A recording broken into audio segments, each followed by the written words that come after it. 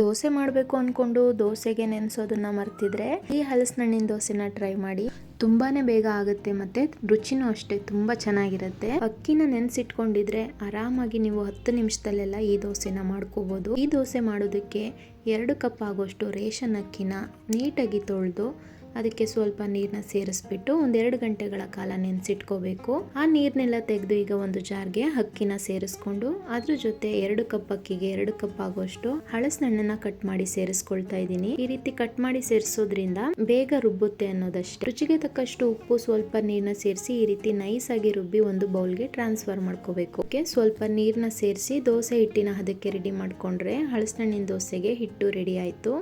ಇವಾಗ ಇದನ್ನ ಬಿಸಿಯಾಗಿರುವಂಥ ದೋಸೆ ತವ ಮೇಲೆ ಹಾಕೊಳ್ತಾ ಇದ್ದೀನಿ. ಎಷ್ಟು ಈಸಿಯಾಗಿ ದೋಸೆ ಹಾಕೋಬಹುದು ನೋಡ್ತಾ ಇದ್ದೀರಾ ಅಲ್ವಾ. ಸ್ವೀಟ್ ಇಷ್ಟಪಡೋರು ಬೇಕು ಅಂದ್ರೆ ರುಬ್ಬೋವಾಗ ಸ್ವಲ್ಪ ಬೆಲ್ಲನೂ ಸೇರಿಸ್ಕೋಬಹುದು. ಸ್ವೀಟ್ ಇಷ್ಟ ಆಗಲ್ಲ ಅಂದ್ರೆ ನಾನು ಹೇಳಿದ ರೀತಿನೇ ಮಾಡ್ಕೊಳ್ಳಿ, ತುಂಬಾ ಚೆನ್ನಾಗಿರುತ್ತೆ. ಇವಾಗ ಇದಕ್ಕೆ ತುಪ್ಪನ ಹಾಕಿ ನೀಟಾಗಿ ಬೇಯಿಸ್ಕೊಂಡ್ರೆ ಬಿಸಿ ಬಿಸಿಯಾದ ಹಲಸಿನಣ್ಣಿನ ದೋಸೆ ರೆಡಿ ಆಗುತ್ತೆ. ಅಕ್ಕಿನ ತುಂಬಾ ಹೊತ್ತು ನೆನೆಸೋದು ಬೇಡ, 1-2 ಗಂಟೆಗಳ ಕಾಲ ನೆಂದ್ರೆ ಸಾಕಾಗತ್ತೆ.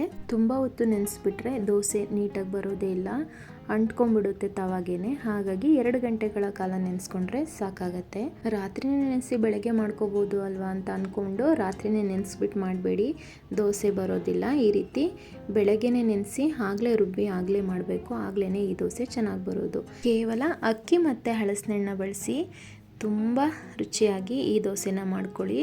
ಯಾವುದೇ ರೀತಿ ಸೋಡಾ ಬಳಸೋದು ಏನೂ ಬೇಡ. ಈ ದೋಸೆಗೆ ಹುಣಸೆ ಹಣ್ಣಿನ ಚಟ್ನಿ ಬೆಸ್ಟ್ ಕಾಂಬಿನೇಷನ್. ಈ ಹುಣಸೆ ಹಣ್ಣಿನ ಚಟ್ನಿನೂ ಅಷ್ಟೇ ತುಂಬ ಸಿಂಪಲ್ಲಾಗೆ ಮಾಡ್ಕೋಬೋದು. ಒಂದು ಬಾಣಲೆನ ಇಟ್ಟು ಅದಕ್ಕೆ ಸ್ವಲ್ಪ ಜಾಸ್ತಿನೇ ಎಣ್ಣೆನ ಹಾಕೋಬೇಕು. ಎಣ್ಣೆ ಸ್ವಲ್ಪ ಬಿಸಿ ಆಗ್ತಿದ್ದಾಗೇನೆ ಸಾಸಿವೆ, ಕರಿಬೇವು, ಒಂದು 4-5 ಈರುಳ್ಳಿನ ಚಿಕ್ಕ ಚಿಕ್ಕದಾಗಿ ಕಟ್ ಮಾಡಿ ಸೇರಿಸ್ಕೋಬೇಕು. ಈ ಚಟ್ನಿಗೆ ಈರುಳ್ಳಿನ ಸ್ವಲ್ಪ ಜಾಸ್ತಿ ಹಾಕ್ಕೊಂಡ್ರೆ ತುಂಬ ಚೆನ್ನಾಗಿರುತ್ತೆ. ಈರುಳ್ಳಿ ಸ್ವಲ್ಪ ಕೆಂಪಾಗ್ತಿದ್ದಾಗೇನೆ ಹುಣಸೆ ಹಣ್ಣಿನ ರಸನ ಹಾಕ್ಕೋಬೇಕು.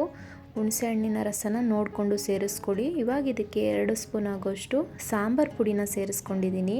ಈ ಸಾಂಬಾರ್ ಪುಡಿನೇ ಈ ಹುಣಸೆ ಹಣ್ಣಿನ ಚಟ್ನಿಗೆ ತುಂಬ ರುಚಿ ಕೊಡೋದು. 1 ಸ್ಪೂನ್ ಆಗೋಷ್ಟು ಬೆಲ್ಲದ ಪುಡಿ, ರುಚಿಗೆ ತಕ್ಕಷ್ಟು ಉಪ್ಪನ್ನ ಹಾಕಿ ಇದನ್ನ ಮುಚ್ಚಿಟ್ಟು ಒಂದು 5 ನಿಮಿಷ ಮೀಡಿಯಂ ಫ್ಲೇಮ್ನಲ್ಲಿ ಬೇಯಿಸ್ಕೊಂಡ್ರೆ ಎಣ್ಣೆ ಎಲ್ಲ ಬಿಟ್ಕೊಂಡು ಚಟ್ನಿ ಗಟ್ಟಿಯಾಗಿರುತ್ತೆ.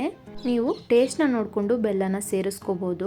ಈ ಹುಣಸೆ ಹಣ್ಣಿನ ಚಟ್ನಿ ದೋಸೆಗಲ್ದಲ್ಲೇ ಬಿಸಿ ಬಿಸಿ ಅನ್ನಕ್ಕೆ ತುಪ್ಪ ಹಾಕೊಂಡು ತಿನ್ನೋಕ್ಕೂ ಸೂಪರ್ ಆಗಿರುತ್ತೆ. ಹಾಗಾದ್ರೆ ಇನ್ನೇನು ಹಲಸಿನಣ್ಣು ಸೀಸನ್ ಮುಗಿತಾ ಬಂತು, ಅಷ್ಟರಲ್ಲಿ ನೀವು ಈ ದೋಸೆ ಮತ್ತೆ ಈ ಚಟ್ನಿನ ಟ್ರೈ ಮಾಡಿ. ಹೇಗೆ ಬಂತು ಅಂತ ಕಾಮೆಂಟ್ ಅಲ್ಲಿ ತಿಳಿಸಿ. ಇಷ್ಟ ಆದರೆ ಒಂದು ಲೈಕ್ ಕೊಡೋದನ್ನ ಮರಿಬೇಡಿ. ಸೋಡಾ ಹಾಕ್ತಿದ್ರು ಎಷ್ಟು ಸಾಫ್ಟ್ ಆಗಿ ಈ ದೋಸೆ ಬಂದಿದೆ ಅಲ್ವಾ. ಖಂಡಿತವಾಗ್ಲೂ ಟ್ರೈ ಮಾಡಿ. ಮತ್ತೆ ಇನ್ನೊಂದು ವಿಡಿಯೋ ಜೊತೆ ಸಿಗ್ತೀನಿ. Thank you.